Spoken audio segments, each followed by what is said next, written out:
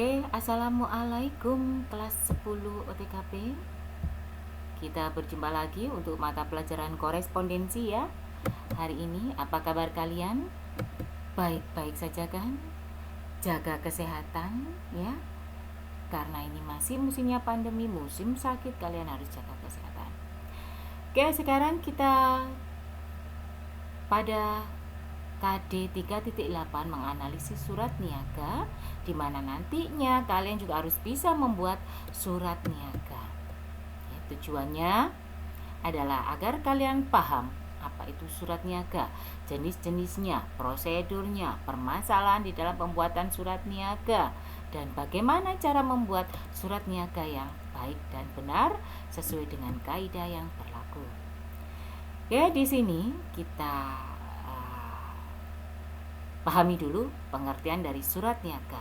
Nah, surat niaga adalah surat yang dibuat atau dikeluarkan untuk kepentingan perdagangan atau niaga, atau juga disebut urusan bisnis atau jual beli. Itu sama, itu surat niaga. Jenis-jenisnya apa saja? Ada bermacam-macam, ada surat penawaran, permintaan barang, pesanan barang, penerimaan, dan lain sebagainya. Nanti kalian bisa mencari itu, melihat itu pada kehidupan sehari-hari ya, bisa lihat di internet juga.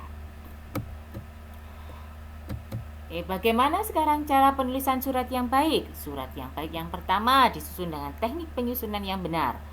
Yang pertama adalah bentuk surat yang disepakati. Nah, bentuk surat ini bermacam-macam, jadi kalian harus mengikuti bentuk surat yang disepakati oleh sebuah perusahaan. Misalnya kamu bekerja di perusahaan A, ya kamu harus mengikuti bentuk surat yang biasanya digunakan di sana.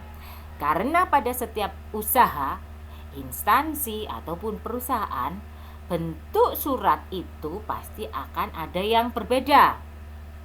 Itu ya. Ukuran kertas. Nah, ukuran kertas baku yang sering digunakan adalah ukuran F4 ataupun A4 kuarto. Nah, surat niaga sendiri itu harus diketik dengan rapi, tidak ditulis tangan. Kalau ditulis tangan itu boleh, asalkan dia surat pribadi. Kalau untuk surat niaga, surat dinas, atau surat yang sifatnya resmi, tidak boleh ditulis dengan tangan, harus diketik.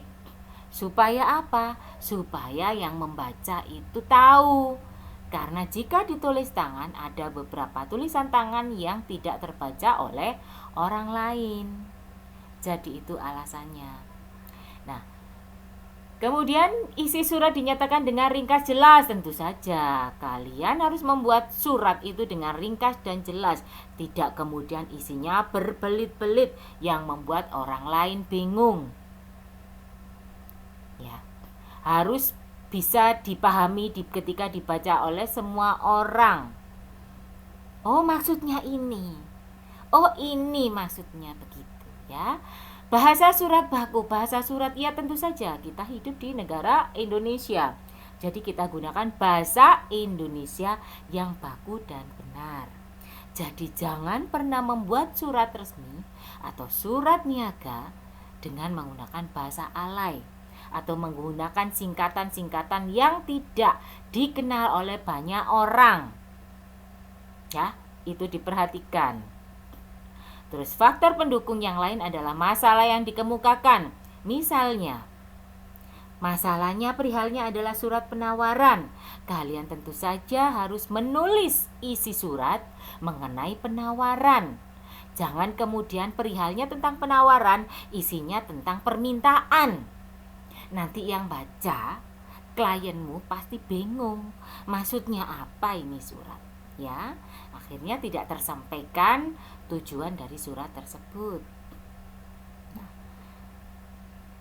ada lagi yaitu mengenai masalah yang berkenaan dengan pengiriman, pemberian diskon dan lain-lain. Misalnya, agar surat itu menarik, surat niaga itu menarik, diberikan diskon. Nah, siapa sih yang tidak suka dengan diskon? Kalian pasti juga suka ya kan? Nah, di sini. Ketika di dalam surat penawaran kamu membuatnya, kalian tulis di situ pemberian diskon, cara pengiriman yang dipermudah, cara pembayaran yang dipermudah, orang akan lebih senang. Ya. Tuh. Ini adalah contoh-contoh surat niaga. Kalian bisa lihat ini juga di internet itu banyak disebarkan. Kita masuk pada ciri-ciri surat niaga. Ciri-ciri surat niaga harus berhubungan dengan hal bisnis atau perdagangan. Ya, tentu saja namanya surat niaga, dia berhubungan dengan perdagangan. Menggunakan bahasa baku, ya kita tadi sudah bahas. Surat niaga menggunakan kata-kata yang baik dan persuasif untuk menarik perhatian. Nah, ini surat niaga itu berhubungan dengan keuntungan, besarnya keuntungan yang ingin diperoleh oleh sebuah perusahaan. Tentu saja, supaya berhasil, supaya memperoleh keuntungan yang maksimal yang diinginkan, dia harus membuat surat-suratnya itu dapat mempersuasif orang lain. Artinya apa?